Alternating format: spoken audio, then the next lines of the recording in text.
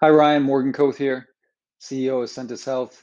Happy to present your Educator Wellness Wellbeing Report for Boys and Girls Club of Story County, Iowa. Pleasure to have you on board and look forward to meeting you soon. Here, what I'm going to do is I'm going to send you this PDF with my video so you get some context to the report and get a little outline of what this report is, the overall well-being, the articles read, videos watched, and the key support indicators with success and opportunities. Bill will go over this with you further, but we're going to give you a little context so you have this PDF as well as a little video. So I'm going to get here right into it.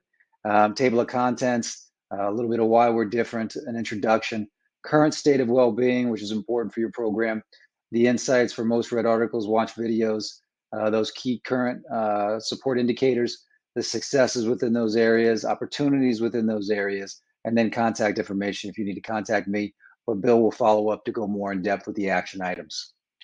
So a little bit why we're different. Educated wellness approach to mental health. We're trying to not only improve the individual, but improve the culture of the organization. So when people are there, they're happier, you're happier, executive team is happier. Just improve that culture. When culture improves, productivity improves, clients improve, staff improves, team improves, kids improve. We're trying to create a whole program of wellness. This goes into the introduction. So what you'll see is you'll see that current well-being of the overall organization, the staff that have onboarded into the Educator Wellness app. You'll also see action items for those key support indicators as well as articles and videos watched. So here we are with the assessment that people took. You had an 87% overall wellness within your program. That's fantastic. The benchmark is 70, so you guys are doing a very good job within the wellness and the overall mental health of the people that are working for you and with you. So good job to you on that, Ryan. Appreciate the job that you're doing and the things that you're doing to make sure people are taken care of in that part. Within the program, we had a 22 out of 23, which is 95% adoption rate. That's fantastic as well. We've been getting over 80%, but I have 95%, I have 22 out of 23 on board. That's fantastic. So we're really getting some good data to be able to look at this and see that this is some good stuff. So getting into insights here. This is what we're looking at for most articles read. Again, this is an anonymous, confidential report, so we don't know who is looking at what, but we know overall the group is looking at most read articles on stress in depth, coping skills, stress overview, stress buildup and release, and triggers due to anxiety and stress in depth. So they're getting after it. They're looking at some articles and reading some things that are pertinent to them. Again, when they do the assessment, these to-do articles and these videos are really pertinent to the individual. So they're getting into this and really going after the assessments and getting into the resources, which is great.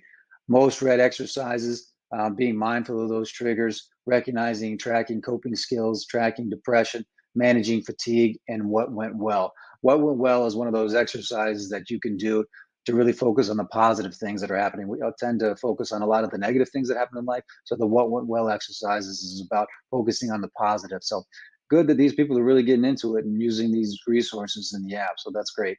Most watch videos, 5-minute breathing mindfulness moment. That's a breathing exercise. Good that they're doing that. Grounding exercise, mindfulness walking meditation. That's great too. People are doing that. Building coping strategies and a breath exercise. So they're really getting into it, doing the mindfulness, getting some new narratives to help focus on coping. So good job for them to get into the app and really using it. So that's good. So what we have here is key support indicators. These are some areas within the app that really we kind of assess a little bit differently than overall well-being. We get a little bit more specific that kind of help understand a little bit more where we can guide our resources. So just going quickly over this, we have at the bottom, still everybody's above that benchmark, which is great. But at the bottom, we're going to talk about some opportunities within benefits, being adequate, work-life balance. And then all the way at the top where people are really having success is understanding responsibilities. So that's for you, talking about what you're doing as a leader, you're really letting people know and helping them understand their responsibilities within the program. Safety in and around the community, that's a plus for me. I really like to see that that's a high number, people feeling safe. Job security also, people feeling that their job is secure. So again, that goes to your leadership. So that's great. So these, again, just kind of pulling these out a little bit to show you that these key success areas within growing as an individual, job security, safety in and around community, and understanding responsibility. So good job for you as a leader to continue those successes and move those forward. Getting those in a little bit further, understanding that these are success areas that you're having, but it's always great to, hey, one, acknowledge those successes that you're having. So good job for you. But saying, hey, how can we even build on those? Because we know within job security, let's say, that employees are insecure about their job, 37% more likely to be disengaged in the workplace. So building on that, and when they're secure about that, they are more engaged and they're more positive ripple effect across all aspects of what they do. There's some action items to go with that to even improve upon what you're already doing. Most of these you're probably already doing, but giving you some more ideas. And that goes into also understanding responsibilities. Again, running any business depends on everyone understanding their roles and responsibilities. You are doing a great job of that. This just gives you a little bit more ideas about maybe even how to improve upon that. And here are some next steps or opportunities where it was a little bit lower, but still above the benchmark, but some opportunities that we can talk about. When we talk about benefits, are they adequate?